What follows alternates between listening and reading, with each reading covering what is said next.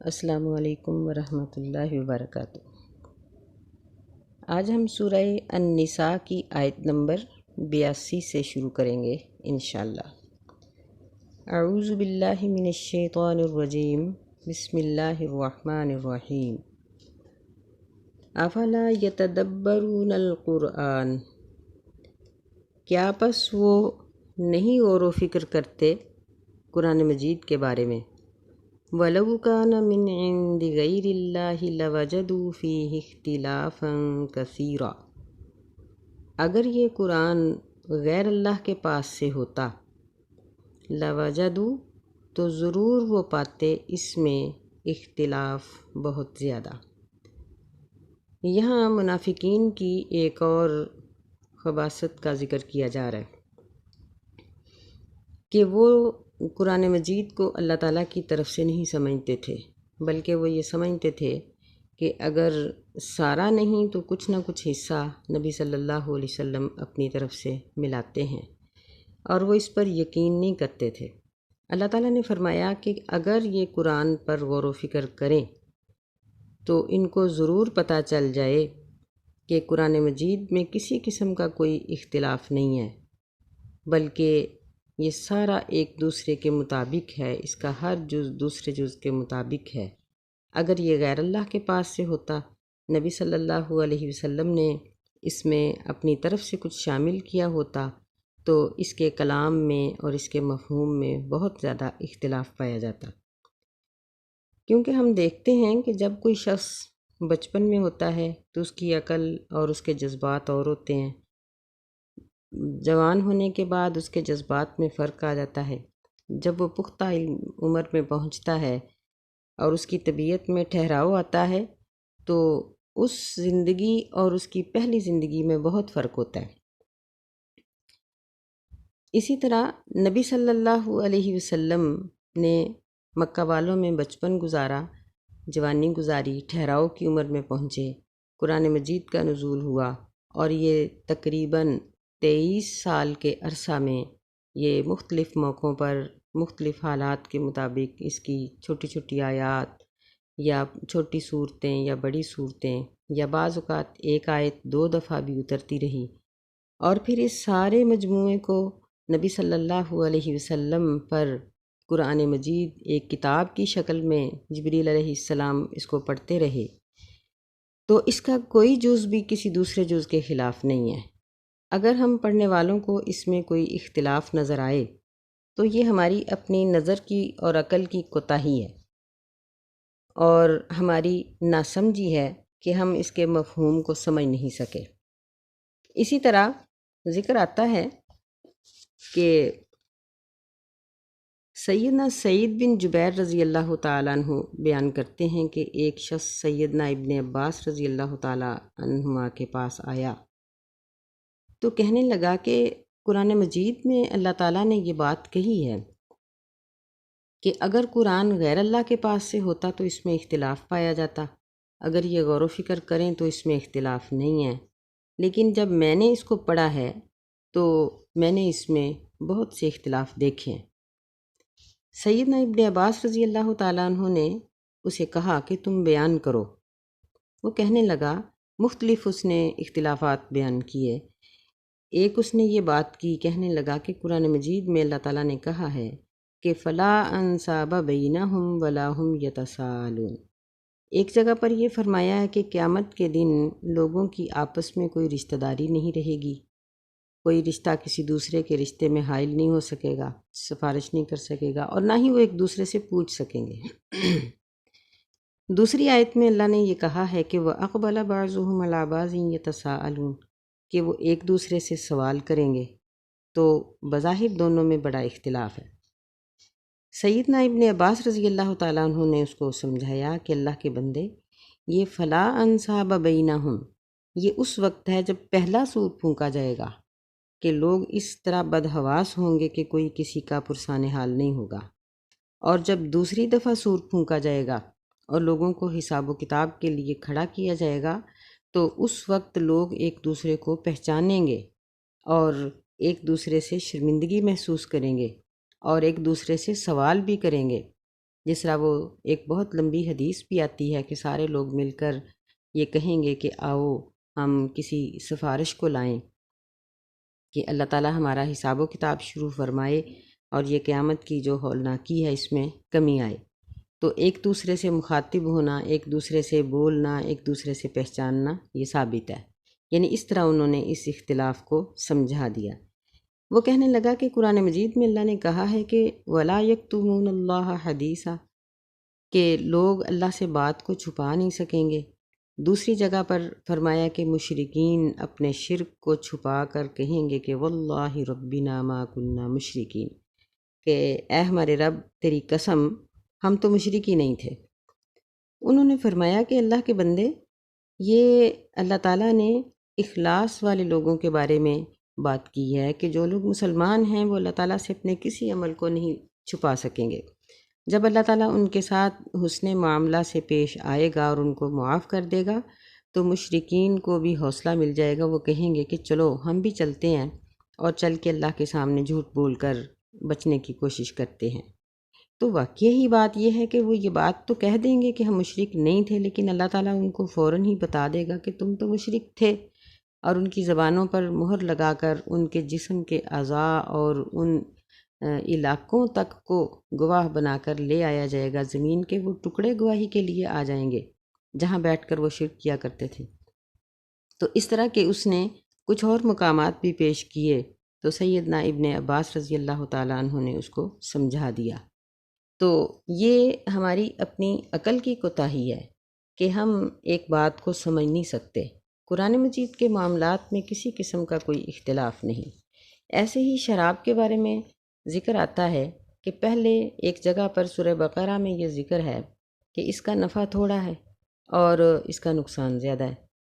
دوسری جگہ پر فرمایا کہ جب نشے کی حالت میں ہو تو نماز کے قریب نہ جاؤ۔ اب دیکھنے میں اس میں اختلاف ہے۔ لوگ کہتے ہیں کہ وہاں اللہ نے نفع کا ذکر کیا ہے، تو بات یہ ہے کہ نفع تو اس میں ہے نا، جو لوگ کاروبار کرتے ہیں کیا وہ کماتے نہیں ہیں؟ لیکن اس کا نقصان زیادہ ہے، معاشرتی لحاظ سے بھی اور اخروی لحاظ سے بھی۔ اور پھر جب دوسری جگہ پر اللہ نے فرمایا کہ نشے کی حالت میں نماز کے قریب نہ جاؤ، تو اس سے پہلے حکم کی نفی نہیں ہوئی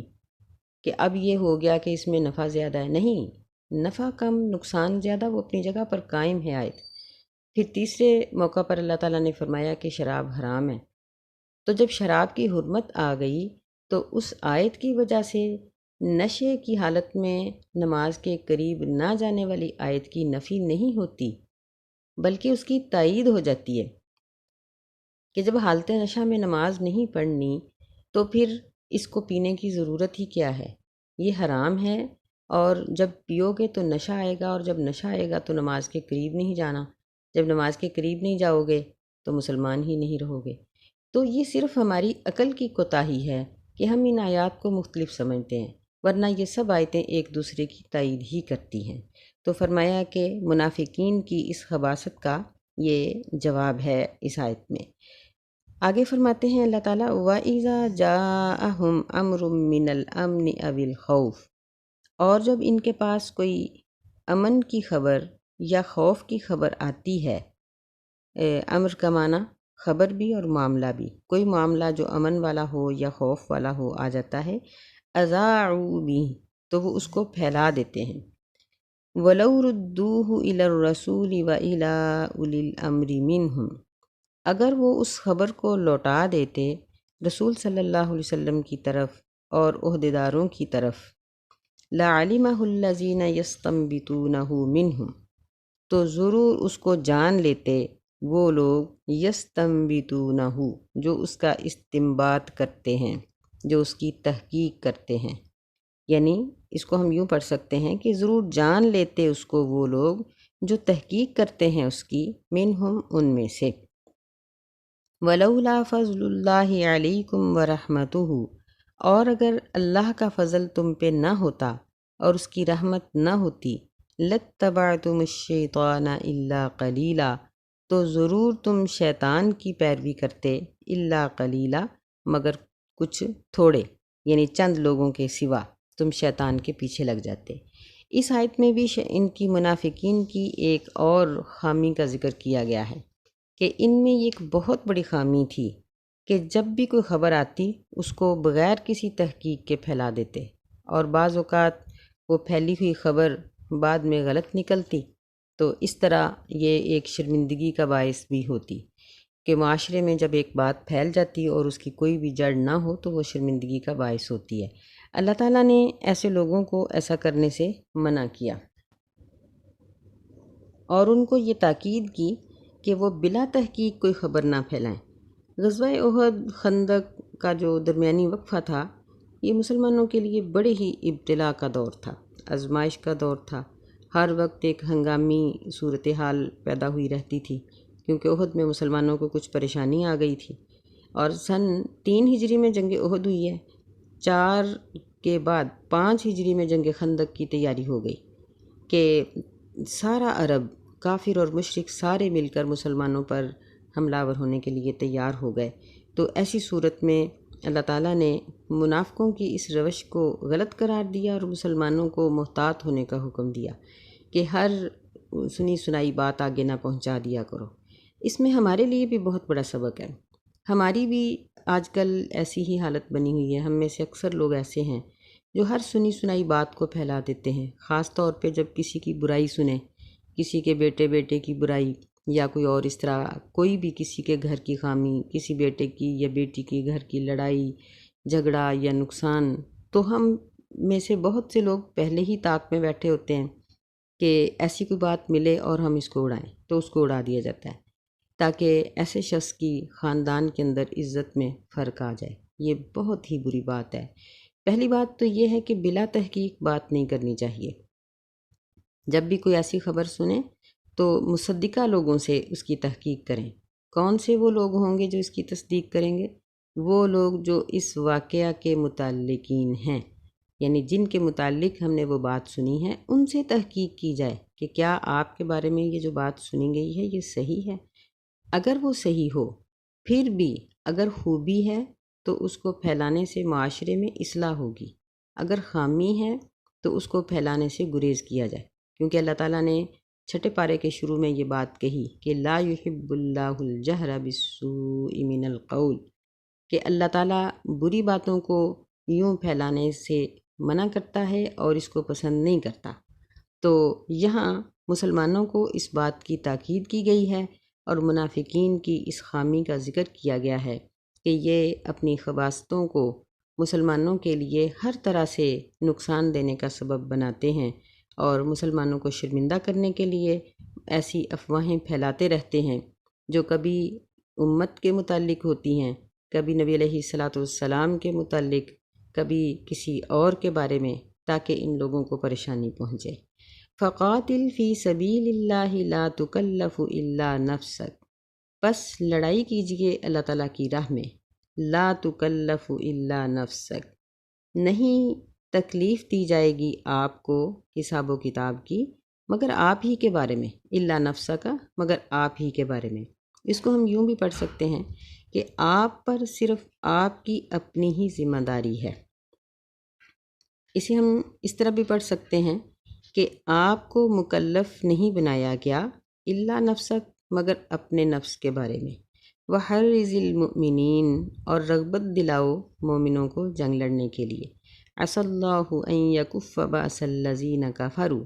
قریب ہے کہ اللہ تعالیٰ روک دے ان لوگوں کی لڑائی جو کافر ہیں، کافر لوگوں کی لڑائی کو روک دے۔ واللہ اشد بأسا واشد تنکیلا، اور اللہ تعالیٰ کافروں کا زور توڑنے کے لیے بڑا سخت ہے، یعنی کافروں کی لڑائی ختم کرنے کے لیے اللہ کا زور بڑا زبردست ہے۔ واشد تنکیلا، اور اللہ تعالیٰ ان کو بڑی سخت سزا دینے والا ہے۔ یہاں منافقین کی چند خامیوں کا ذکر کرنے کے بعد اللہ تعالیٰ نے نبی صلی اللہ علیہ وسلم کو مخاطب کیا، اور ان کے بعد ہر قاری قرآن، ہر مومن کو مخاطب کیا کہ واعظ و نصیحت کرنا ایک فریضہ ہے۔ ماں باپ اپنی اولاد کو کریں، اساتذہ اپنے شاگردوں کو کریں، بڑے اپنے سے چھوٹوں کو کریں، مالک اپنے ورکروں کو کریں، اور اسی طرح ہر شخص جو اس کے نیچے ہے اس کے ماتحت ہے، اس کو قرآن اور حدیث کی نصیحت کرے، نماز کا پابند بنائے، نماز کے لیے ان کو ٹائم بھی دے اور ان کو اسلامی احکامات پر عمل کرنے کی رغبت بھی دلائے۔ لیکن لا تکلف الا نفسک، ہر شخص کا اپنا اپنا حساب ہے۔ کوئی بھی بے نماز یہ نہ سمجھے کہ میری بے نمازی کا وبال میرے ماں باپ پہ آئے گا، میرے اساتذہ پہ آئے گا، میرے گناہ کا، میری چوری کا یا میری کسی اور زیادتی کا جو وبال ہے وہ میرے مالک پہ آئے گا۔ نہیں، ہر شخص نے اپنا حساب اٹھانا ہے۔ البتہ وہ لوگ جو دوسروں کو برائی کا راستہ دکھاتے ہیں وہ اس میں شریک ہیں۔ اس چیز کا تذکرہ اللہ تعالیٰ نے اگلی آیت میں کر دیا، مَن یشفع شفاعۃ حسنۃ یکن لہ نصیب منہا، جو شخص سفارش کرے گا کسی اچھے کام کی، اس کے لیے اس میں سے حصہ ہوگا۔ وَمَن یشفع شفاعۃ سیئۃ، اور جو شخص کسی برے کام کی سفارش کرے گا، یکن لہ کفل منہا، اس کے لیے اس میں سے بوجھ ہوگا۔ نبی علیہ الصلوۃ والسلام نے فرمایا کہ من سن سنۃ حسنۃ فلہ اجر مثل فاعلہ، کہ جو شخص کسی اچھائی کی بنیاد ڈالتا ہے اس کے لیے تمام عمل کرنے والوں کے برابر اجر ہے،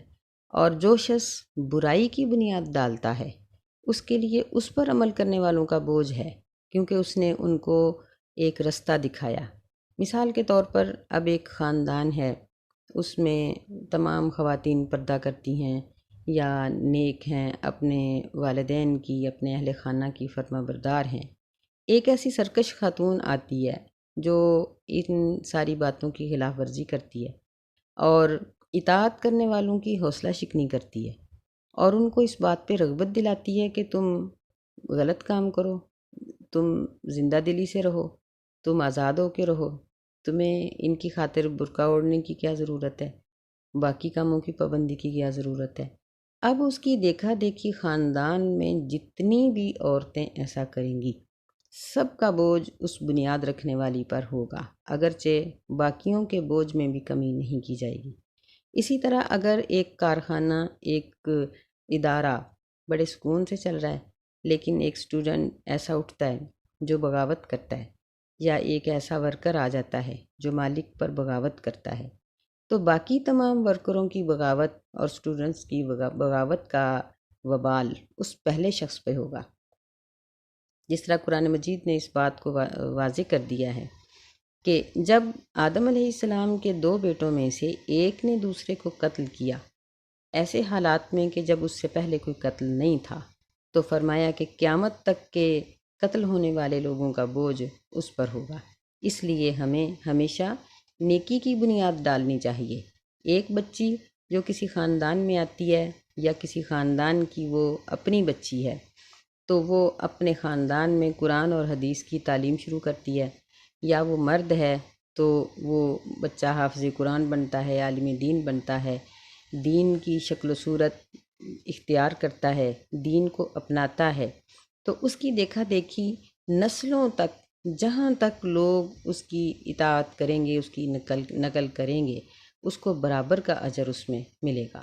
تو ہمیں چاہیے کہ ہم نیکی کی بنیاد ڈالیں۔ نبی علیہ السلام نے فرمایا کہ ایک نمازی کو مسجد کی راہ دکھانے والا، بتا دینے والا کہ مسجد اس طرف ہے، اس کو اس کی نماز کا پورا اجر اللہ تعالیٰ دے دیتا ہے، اس کو شریک کر دیتا ہے۔ تو ہمیں بھی چاہیے کہ ہم لوگوں کو دین کے پڑھنے کی طرف اور عمل کرنے کی طرف راغب کریں تاکہ ہم ان کے اجر میں شریک ہو سکیں۔ آگے فرمایا وَكَانَ اللَّهُ عَلَى كُلِّ شَيْءٍ مُقِيتًا، کہ اور اللہ تعالیٰ ہر چیز پر نگرانی کرنے والا ہے، یعنی اللہ کی نظر ہر چیز پر ہے، ہر عمل پر نظر رکھے ہوئے ہے۔ اگر دنیا کے کمپیوٹر بہت کچھ اپنے اندر جمع کر سکتے ہیں تو اللہ تعالیٰ کا علم اتنا وسیع ہے کہ اس کی پوری کائنات اس کا کمپیوٹر ہے۔ فرمایا وَإِذَا حُيِّيتُم بِتَحِيَّةٍ فَحَيُّوا بِأَحْسَنَ مِنْهَا، اور جب تم سلام کہے جاؤ، تحفہ دیے جاؤ، تحیہ کا معنی تحفہ بھی ہوتا ہے، اور مسلمان کا مسلمان کے لیے سب سے بہتر تحیہ سلام کہنا ہے۔ فَحَيُّوا بِأَحْسَنَ مِنْهَا، پس تم اس کو تحفہ دو اس سے بھی اچھا، اور ردوہا یا اسی کو لوٹا دو، ان اللہ کان علی کل شیء حسیبا، بے شک اللہ تعالیٰ ہر چیز پر حساب لینے والا ہے۔ یعنی اس میں تمام قسم کے تحائف کا ذکر ہے، اور خاص طور پر سلام کہنا یہ ایک ایسا تحفہ ہے جو بے قیمت ہے، جس پر ہمارا مال و زر خرچ نہیں ہوتا، کوئی بہت زیادہ وقت بھی نہیں لگتا اور بہت زیادہ انرجی بھی خرچ نہیں ہوتی۔ تو فرمایا نبی علیہ السلام نے کہ کوئی اگر کہتا ہے السلام علیکم، آپ کی مجلس میں ایک شخص آیا، اس نے کہا السلام علیکم، آپ نے فرمایا 10 10 نیکیاں۔ دوسرا آیا، اس نے کہا کہ السلام علیکم ورحمۃ اللہ، آپ نے فرمایا کہ 20، اس کو 20 نیکیاں ملی۔ تیسرا آیا، اس نے کہا السلام علیکم ورحمۃ اللہ وبرکاتہ، آپ نے فرمایا 30، 30 نیکیاں۔ تو اسی طرح جواب دینے والے کے لیے بھی ایسی ہی نیکیاں ہیں، اور اس کو یہ چاہیے کہ اگر وہ السلام علیکم کہے تو جواب میں وعلیکم السلام ورحمۃ اللہ کہے،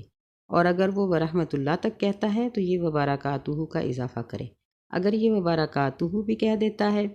تو پھر وہ سننے والا کم از کم اور ردوہا پر عمل کرے کہ اتنا جواب ضرور اس کو لوٹا دے۔ اس کے علاوہ بھی نبی علیہ الصلاۃ والسلام کی عادت مبارک تھی کہ آپ کو جب کوئی تحفہ دیتا تھا تو آپ جوابی طور پر اس کو تحفہ دے دیا کرتے تھے، کہ حدیث میں ذکر آتا ہے کہ تحادو تحابو، یہ تفاعل باب سے ہے کہ ایک دوسرے کو تحفہ دو، ایک دوسرے سے محبت بڑھے گی۔ صرف لیتے جانا یہ مسلمان کی خوبی نہیں ہے، جس طرح ہم میں سے بعض ایسے لوگ ہوتے ہیں، جس طرح اساتذہ ہیں یا اور اس قسم کے لوگ، وہ سمجھتے ہیں کہ صرف ہمارا کام لینا ہے۔ نہیں، نبی علیہ الصلاۃ والسلام سب سے بڑے استاد محترم تھے، تو آپ لیتے بھی تھے اور دیتے بھی تھے، بچے ہوں یا بڑے ہوں، ان کے ساتھ لینا اور دینا دونوں چیزیں ہونی چاہیے۔ بلکہ بعض ایسے قبائل تھے، ایسے اشخاص تھے جن سے نبی صلی اللہ علیہ وسلم جب لیتے تو جو کچھ انہوں نے دیا ہوتا تھا اس سے بڑھ کر ان کو دیتے تھے،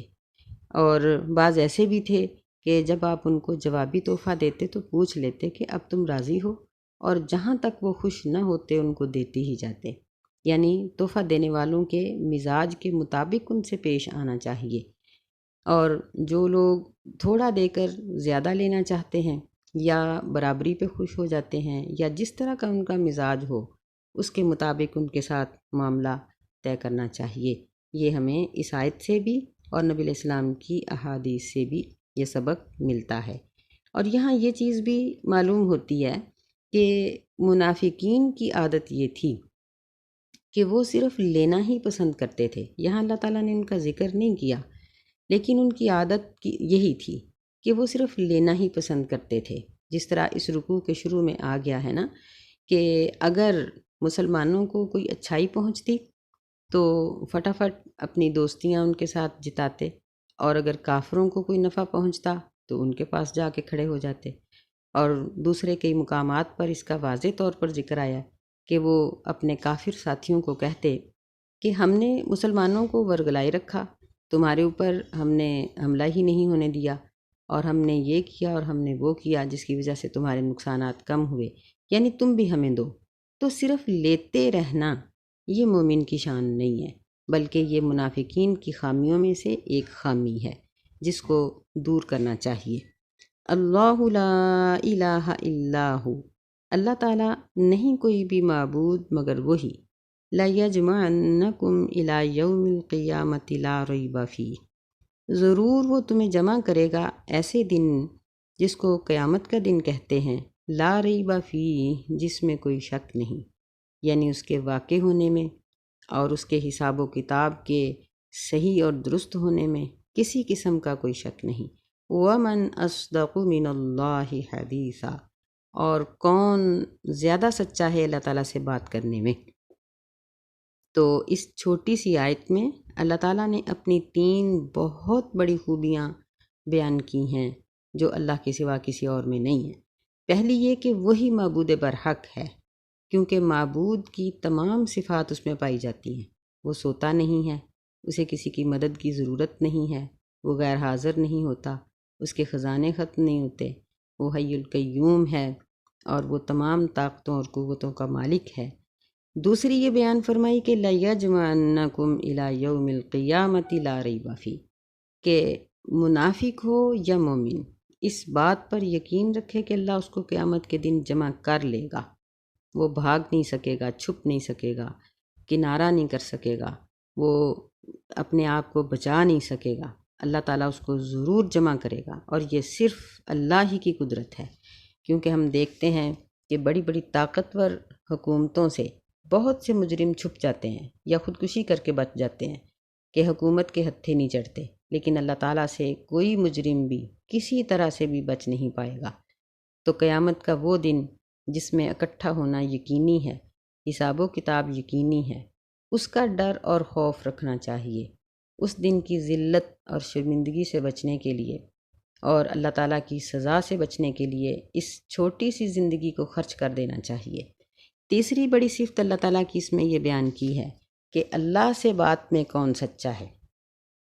تو اللہ تعالیٰ کے سب سے سچا ہونے کی دلیل ایک بہت بڑی یہ ہے